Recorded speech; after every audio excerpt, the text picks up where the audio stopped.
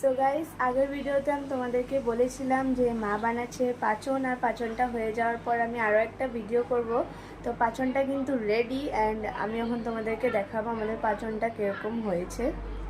So guys, এটা হলো আমাদের পাঁচন। তো আমি জানি না ক্যামেরাতে দেখতে কেমন হয়েছে, বাট রিয়েলিতে কিন্তু এটা ভীষণ সুন্দর লাগছে দেখতে। তো এবার আমি পাঁচনটা টেস্ট করে বলি, চলো তোমাদেরকে এটা কেমন হয়েছে। সো গাইজ, এখন আমি টেস্ট করব। তো চলো তোমাদেরকে বলি টেস্ট করে কেমন হয়েছে। এই যে আমাদের পাঁচজন, আর এই যে এবার আমি টেস্ট করব।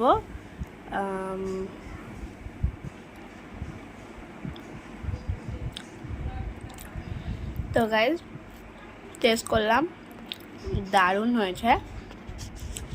আমার এই চৈত্র সংক্রান্তির দিনকারে এই পাঁচনটা খেতে দারুণ লাগে। আমি আজকে একদম ভাত টাত কিছু খাবো না, এই পাঁচনটা খেয়ে আমি থাকবো। দুপুরবেলা খাবো, বিকেলে খাবো, রাত্রেও এটাই খাবো। আর